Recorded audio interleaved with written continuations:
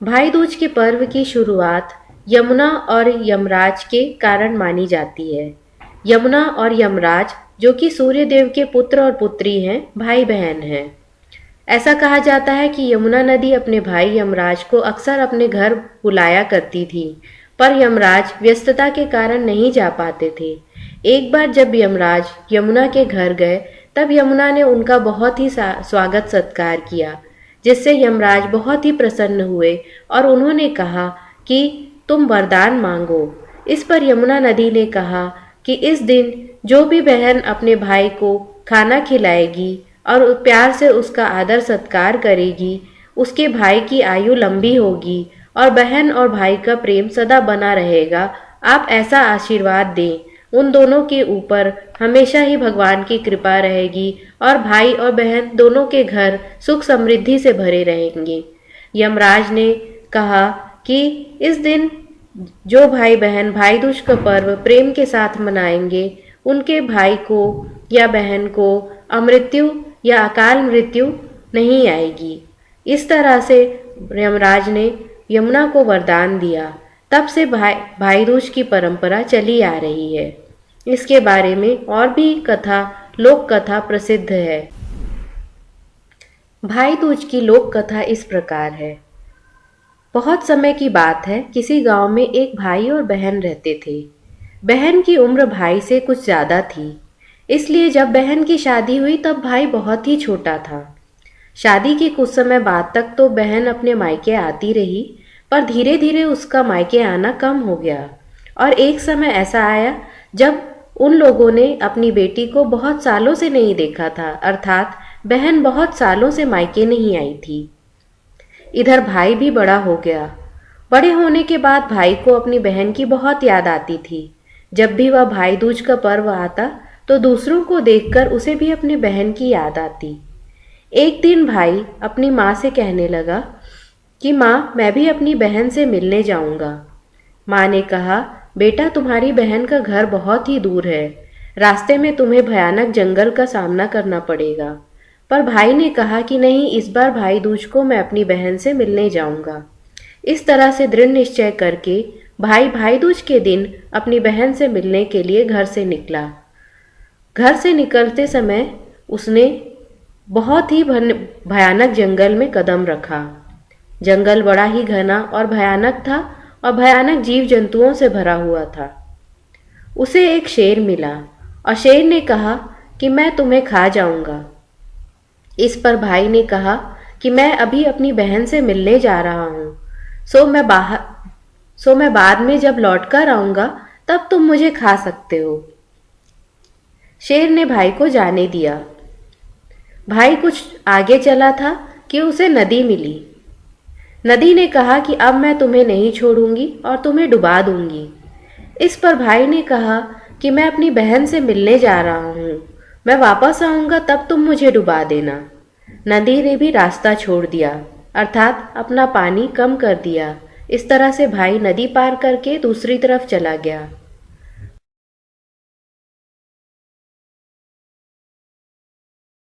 कुछ दूर आगे जाने पर उसे बहुत बड़ा पर्वत मिला।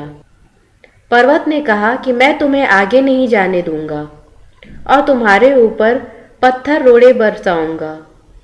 इस पर भाई ने कहा कि मैं अपनी बहन से मिलने जा रहा हूँ, बहुत साल बाद मिलूंगा, इसलिए एक बार मिलके आ जाऊं, फिर तुम मेरी प्राण ले सकते हो। इस तरह से पर्वत ने भी भाई को जाने दिया।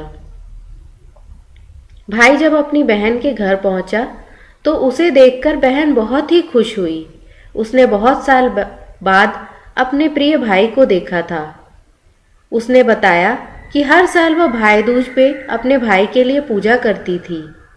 उस दिन भी भाई दूज था, इसलिए बहन ने बड़े प्यार से ही अपने भाई को बैठाया और खाना खिलाया। तब भाई ने कहा कि तुम मेरे साथ चलो, बहुत दिन हो गए हो तुम अपने मायके नहीं आई हो। इस पर बहन ने कहा कि जब तुम्हारी शादी होगी तब मैं आऊंगी। तब भाई ने कहा कि अभी मेरे रिश्ते की कुछ बात चलती है, इसलिए तुम मेरे साथ चल सकती हो। बहन तैयार हो गई, पर भाई ने कहा कि एक समस्या है। फिर उसने अपने रास्ते की सारी घटनाएं बताई।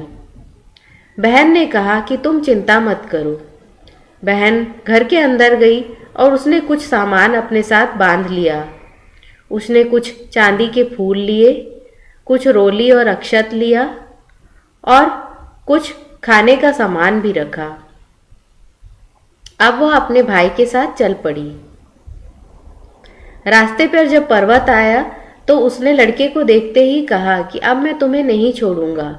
इस पर बहन ने कहा कि पर्वतराज, मैं तुम्हारी पूजा चांदी के पुष्पों से करती हूँ, तुम मेरे भाई के प्राण को छोड़ दो।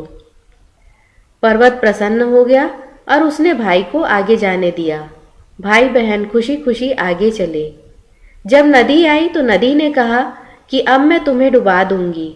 इस पर बहन फिर आगे आ गई और उसने कहा कि नदी माता, मैं आपकी पूजा अक्षत और चावल से करती हूँ, इसलिए आप मेरे भाई के प्राण छोड़ दीजिए। बहन ने अक्षत, चावल और रोली नदी में चढ़ाया और नदी प्रसन्न हो गई और उसने भाई बहन को आगे जाने दिया। आगे जाकर उन्हें शेर मिला। शेर ने कहा कि अब मैं तुम्हारे प्राण हर लूंगा और तुम्हें अपना भोजन बनाऊंगा। इस पर बहन ने कहा कि हे सिंहराज, मैं आपके लिए खाने के उत्तम भोजन लाई हूँ, उसे ग्रहण करें और मेरे भाई को जाने दें। भाई बहन के इस प्रेम को देखकर शेर प्रसन्न हो गया और उसने भाई बहन को आगे जाने दिया। कुछ दूर आगे चले ही थे कि भाई बहन बहुत थक गए थे, वे आराम करना चाहते थे। उन्होंने देखा कि एक बंजारों का टोला रुका हुआ है। वे उनके पास जाकर आराम करने लगे। भाई इधर उधर घूमने चला गया। तब बहन ने बंजारों के एक ज्योतिषी से अपने भाई के भविष्य के बारे में पूछा। तब बंजारों के ज्योतिषी ने कहा कि तुम्हारे भाई की आयु कम है, यह बहुत ही जल्दी मृत्यु को प्राप्त होगा। यह सुनकर बहन बहुत दुखी हो गई। उसने कहा कि हे भविष्यवक्ता, कुछ उपाय बताओ। तब उन्होंने कहा कि इसकी जल्दी से शादी कर देना चाहिए और जब तक शादी ना हो जाए तब तक तुम इसे भला बुरा कहते रहना, और शादी की जितनी भी रस्में हो तुम कहना कि उसमें तुम पहले जाना चाहती हो और वे रस्में तुम पहले करना चाहती हो और बाद में तुम्हारा भाई। लेकिन इस बात का पता किसी को तब तक ना चले जब तक शादी पूरी तरह से खत्म ना हो जाए।